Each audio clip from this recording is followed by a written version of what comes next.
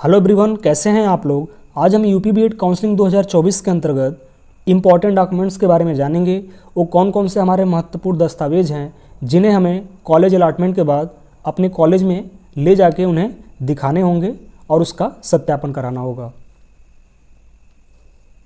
Reporting के लिए आवश्यक हमारे वो कौन कौन से दस्तावेज हैं। अभ्यर्थियों को अपने निम्नलिखित दस्तावेजों की मूल प्रति ले जाने की आवश्यकता होगी। यानी कि आपने फॉर्म भरते हुए जो जो मार्कशीट का सर्टिफिकेट का आपने वहाँ पे अपलोड किया है, जमा किया है, भरा हुआ है फॉर्म में, तो उसकी जो है मूल प्रति आपको ले जाना जरूरी है। दूसरी चीज़ है आपका कि सभी शुल्क प्राप्तियाँ की प्रतियाँ भी आपको ले जानी है। यानी कि जितना आपने फी रिसिप्ट है आपका काउंसलिंग से लेके अभी तक का जो आपको मिला होगा उसकी फी रिसिप्ट को भी आपको लेके जाना होगा, उसकी फ़ोटोकॉपी।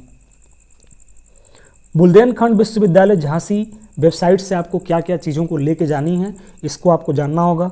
सबसे पहले आपको एप्लीकेशन फॉर्म, यानी कि जब आप लोगों ने फॉर्म भरा होगा बीएड का, उसका आपको एप्लीकेशन फॉर्म को जो है अपने लॉगिन आईडी पे जाएंगे, स्टूडेंट लॉगिन आईडी पे, तो आपको वहाँ पे मिल जाएगा। तो वहाँ से आपको डाउनलोड कर लेना है और आपको एक एप्लीकेशन फॉर्म का एक प्रति निकाल के ले जानी है। स्कोर कार्ड, जब आपका रिजल्ट आया था तो उसमें आपका स्कोर कार्ड दिखाया था कि आपने कितना नंबर पाया हुआ है, आपका स्टेट रैंक कितना है और आपका कैटेगरी में कितना रैंक है। तो आपको स्कोर कार्ड भी डाउनलोड करना है और उसको आपको ले जाना है। अलॉटमेंट लेटर कम कन्फर्मेशन लेटर, यानी कि अलॉटमेंट लेटर क्या हुआ ये, तो अभी रिसेंट जब आपका काउंसलिंग हो रहा था, तो काउंसलिंग के बाद जब आपको कॉलेज अलॉट हुआ, कॉलेज अलॉटमेंट के बाद आपका फीस पेमेंट आपने जो किया बाकी का जो आपका 46,250 था, उसके बाद एक आपको अलॉटमेंट लेटर जारी हुआ है जो आपके लॉगिन आईडी पे कॉर्नर में दिखेगा, उसको आपको डाउनलोड करना है, जिसमें आपका पूरे फी रिसिप्ट यानी कि आपका 51,250 का होगा, इसको आपको डाउनलोड करना है और इसको आपको लेके जाना है। एडमिट कार्ड ओरिजिनल, ये आपको ध्यान देना है कि एडमिट कार्ड भी आपका लॉगिन आईडी से डाउनलोड हो जाएगा, लेकिन आपको उसको नहीं डाउनलोड करना है। एडमिट कार्ड आपको कौन सा चाहिए, जो आपने एग्ज़ाम में जाके दिया हुआ है, जहाँ पे जिस एग्ज़ाम का वहाँ पे सत्यापन किया होगा टीचर के द्वारा, तो ये वाला आपको फ़ोटो युक्त आपको एडमिट कार्ड ओरिजिनल लेके जानी है। ये आप देख सकते हैं, ये आपका अलॉटमेंट लेटर है, ऐसे ही आपका एक प्रिंट करके निकल के आएगा।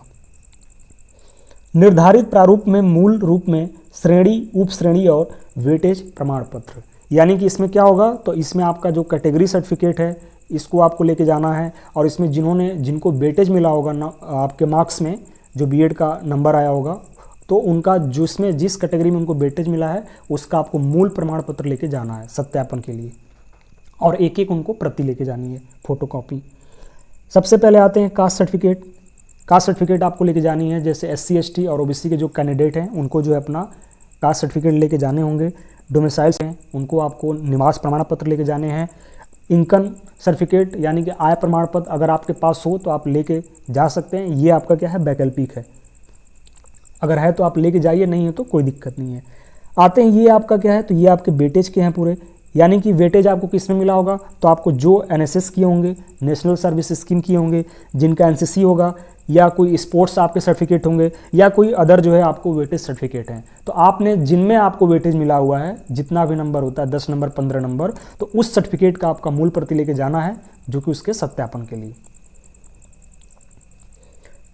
सरकार द्वारा जारी मूल प्रमाण पत्र जो आपके हैं फोटो युक्त, तो आपको इसमें जो है आपका बीएड का एडमिशन का है तो आपको आधार कार्ड मस्ट है, आप आधार कार्ड ही लेके जाइए। बाकी दूसरे जो आईडी हैं जैसे पैन कार्ड हुआ, वोटर आईडी, उसका वहाँ पे ज़्यादा नीड नहीं है, आपको आधार कार्ड लेके जाने हैं। और एक चीज़ आपको बहुत ध्यान देनी है यहाँ पे कि आधार कार्ड पे आपका नाम और डेट ऑफ बर्थ, ये आपके क्लास 10th के, क्लास 12th के, ग्रेजुएशन के, या जो आपने अहर्ता डाला हुआ है, जैसे पोस्ट ग्रेजुएशन भी अगर आपने फॉर्म भरा हुआ है उसके थ्रू बीएड में, तो आप पे इस पे जो है डेट ऑफ बर्थ और नाम आपका सेम होना चाहिए। आप इसको मिला लीजिए, अगर नहीं हो पाता है तो आप इसको संशोधन करा के भी लेके जा सकते हैं।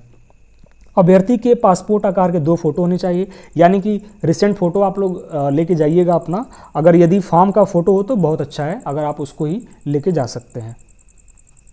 जन्म तिथि का प्रमाण पत्र, 10वीं कक्षा का प्रमाण पत्र, यानी कि जो आपका डेट ऑफ बर्थ है, मैंने अभी बताया आपको, उसके लिए आपको क्लास 10th का जो है सर्टिफिकेट और मार्कशीट ले जाना है।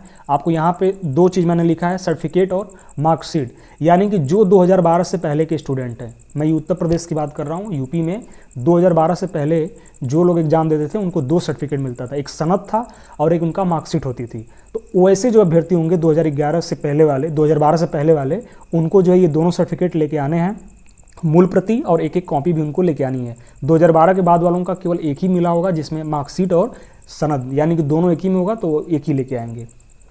अर्हता परीक्षा तक सभी अंक पत्र और प्रमाण पत्र, यानी कि आपने जो है आपका जो एलिजिबिलिटी था, तो एलिजिबिलिटी तो आपका ग्रेजुएशन है, लेकिन जिनका ग्रेजुएशन में 50% से कम मार्क्स होते हैं वो लोग क्या करते हैं, तो अपने एमए का जो उनका पोस्ट ग्रेजुएशन होता है उसको डालते हैं। तो जिन लोगों ने फॉर्म में, अपने बीएड फॉर्म में पोस्ट ग्रेजुएशन डाला होगा, तो उनको पोस्ट ग्रेजुएशन का भी सर्टिफिकेट और मार्कशीट लेके जाना है। तो इसमें क्या है आपका, तो 12th का सर्टिफिकेट और मार्कशीट लेके जानी है आपको। ग्रेजुएशन का आपने जो भी किया है, बीए, बीएससी, बीकॉम जो भी आपने किया हुआ है, बीटेक किया हुआ है, तो आपको मार्कशीट और इसमें आपका जो एनुअल है, एनुअली आपको ले जाना है। जैसे 3 साल का है तो 3 सर्टिफिकेट आपके बनेंगे, 4 साल का है तो 4 बनेंगे। जिनका सेमेस्टर है उनको सेमेस्टर वाइज पूरे सर्टिफिकेट को लेके जानी है, प्लस आपको डिग्री सर्टिफिकेट। जिनके पास डिग्री मिल चुकी है वो अपना डिग्री लेके जा सकते हैं, जिनके पास डिग्री सर्टिफिकेट नहीं मिला हुआ है तो वो लोग अपना प्रोविजनल सर्टिफिकेट लेके जाएंगे। पोस्ट ग्रेजुएशन जो आपके हैं, यानी कि ये किन के लिए है, तो जो लोग जो है अपना फॉर्म पोस्ट ग्रेजुएशन पर डाले हुए हैं, तो उनके लिए भी आपको मार्कशीट और एनुअली जो भी उनका सर्टिफिकेट है और डिग्री सर्टिफिकेट उनको ले जाना है। जिनके पास डिग्री नहीं है वो लोग अपना प्रोविजनल सर्टिफिकेट बनवा के कंसर्न यूनिवर्सिटी से ले जा सकते हैं। दूसरी चीज़ है यहाँ पे और आपको समझना है, एक आपको समझना है टीसी, दूसरा आपको समझना है सीसी, और एक आपको तीसरा समझना है आपका माइग्रेशन। यानी कि आपको ये जानना है, टीसी आपका ट्रांसफ़र सर्टिफिकेट, सीसी आपका कैरेक्टर सर्टिफिकेट और माइग्रेशन। तो टीसी और सीसी होता है तो ये आपको तुरंत जो है, तुरंत के आपको 3 दिन के अंदर में ज़रूरी नहीं होता है। अगर आपने अपने कॉलेज से निकलवाया हुआ है तो आप लेके जा सकते हैं, नहीं तो वहाँ पे आप जो है 1 महीने के अंदर में, 1 महीने या 15 दिन के अंदर में आप वहाँ पे निकाल के जमा कर सकते हैं। माइग्रेशन के लिए हम लोग आते हैं। माइग्रेशन उनके लिए है कि अगर कोई बच्चा ग्रेजुएशन जो है सेम यूनिवर्सिटी से करता है, जैसे बनारस में काशी विद्यापीठ है, काशी विद्यापीठ से अगर कोई बीएड कर ग्रेजुएशन किया हुआ है और लेकिन बीएड जो है उसको कोई दूसरे कॉलेज में मिल रहा है जो आपका संबंध कॉलेज है काशी विद्यापीठ से, तो उन्हें माइग्रेशन की आवश्यकता नहीं होगी, उन्हें केवल टीसी और सीसी की आवश्यकता होगी। तो ये आपका रहे आपके जो मूल डॉक्यूमेंट्स हैं, इसको आप लोग प्रिपेयर कर लीजिए और इसको आप लोग लेके जाइए, कोई आपको दिक्कत नहीं होगी। आई होप आप लोगों को समझ में आया होगा। Thank you.